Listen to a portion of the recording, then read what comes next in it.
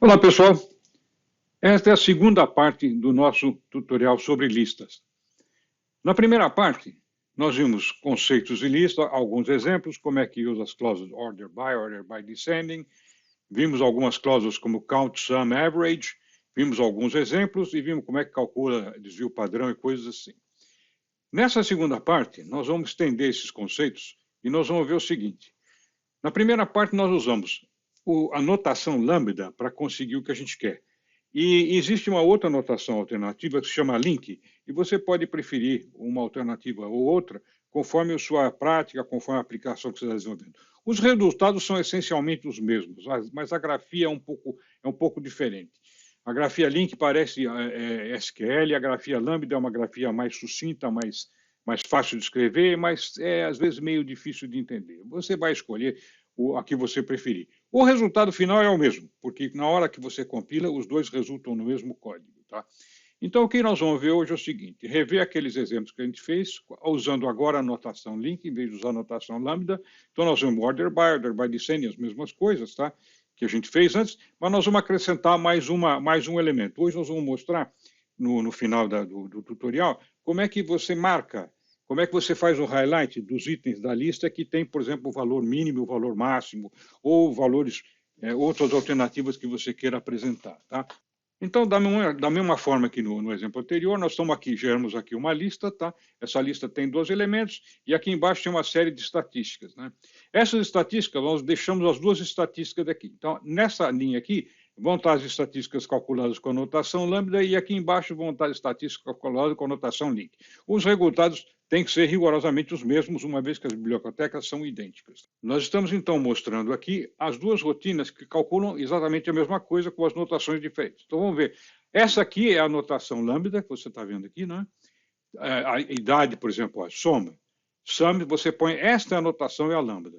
Some os elementos x, tal que x igual a age, né? Então você vai somar todas as idades aqui para obter isso aqui.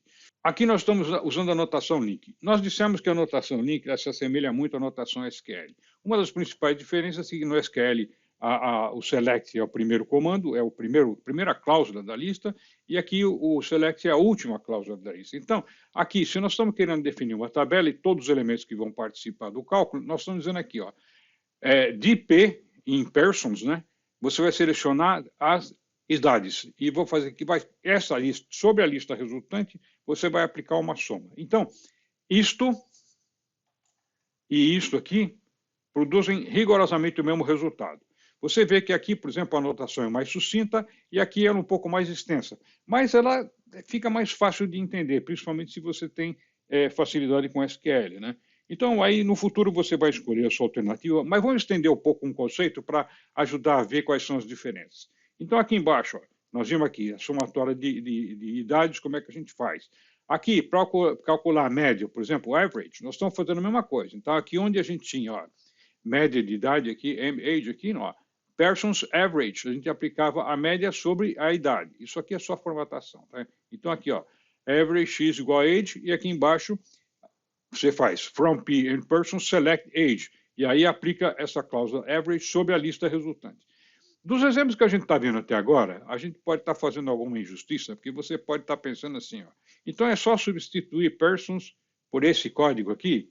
Bom, nesse caso aqui mas veja bem que essa parte aqui do link que a gente está escrevendo aqui, ela admite outras cláusulas, como, por exemplo, então, ó, from P in persons where pH maior que 15 e salário hora, por exemplo, menor do que 18, então, da lista resultante, você aplica sobre ela, por exemplo, o count, aqui nesse caso. Né?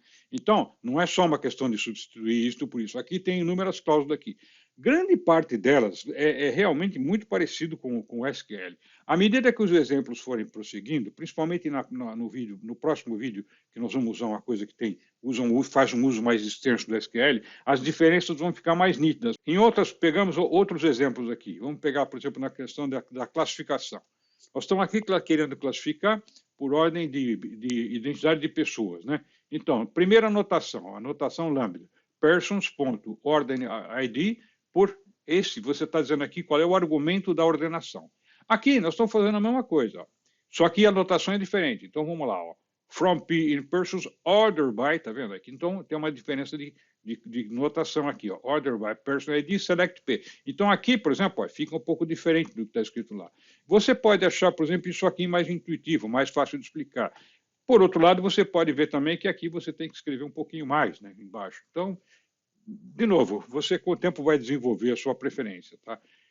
Prosseguindo aqui, um outro exemplo, ó, aqui, se eu estou fazendo, por exemplo, a ordem descendente aqui, na anotação lambda, ó, order by descending aqui, e aqui eu estou fazendo como a gente faz, mesmo parecido com o SQL, né? From P in person, order by person ID, descending, select, isso aqui. Agora, o resultado disso aqui é um elemento que precisa ser transformado para a lista, da mesma maneira que aqui, porque o resultado dessa enumeração, dessa transformação aqui é uma enumeração. Se você não ajustar o tipo, ele vai chiar, porque isso aqui, esse resultado aqui, tem que ser do mesmo tipo de persons, que é uma lista. Então, para esse enumerate, que isso aqui é o resultante disso aqui, ó, esse que está escrito aqui, ó, então você precisa ajustar o resultado para que fique do mesmo tipo que você tem lá em persons, tá? Bom, então, essencialmente é isso que a gente estava querendo dizer sobre a anotação de lista. Mas para estender um pouco o nosso exemplo aqui, eu queria colocar mais uma coisa que é interessante aqui e cabe nesse contexto aqui. Quando a gente faz isso, quando a gente executa essa aplicação aqui, a gente gerou essa lista aqui.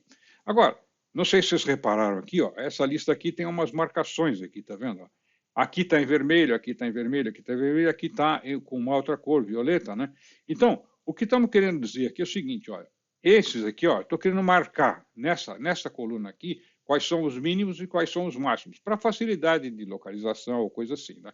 Então, como é que faz isso? Então, nós vamos mostrar agora como é que você faz para calcular, marcar, fazer um highlight desses elementos. Então, em primeiro lugar, quando você dispara aqui a estatística, ele vai te dizer quem é o valor mínimo e quem é o valor máximo. Então, isso é feito aqui, ó. Então, ó, quando eu faço a estatística aqui, ó, por exemplo, tanto na anotação link quanto lambda, então, aqui tem um valor mínimo por hora, eu calculo desta maneira com a anotação lambda, e o valor mínimo por hora eu calculo desta maneira aqui com a notação link. De qualquer maneira, essa variável aqui, ó, min hourly e max hourly, ela vai estar com os valores mínimo e máximo resultante dessa estatística.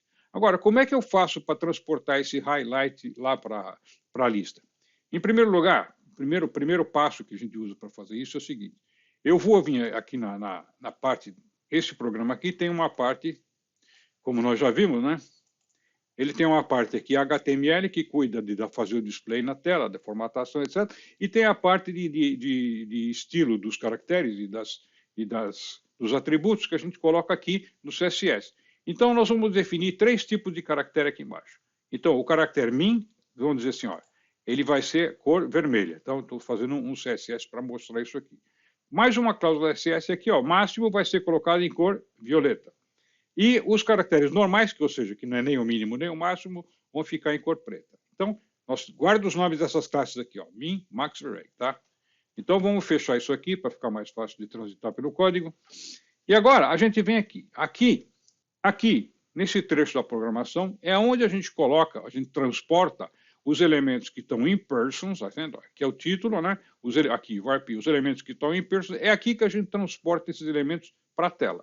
Então, aqui nós temos os elementos de descrição, né, o TD, aqui TR é Table Row, né? Em cada row você tem vários elementos, Table Descriptions que você coloca aqui, então aqui vai Person ID, Person Name, etc.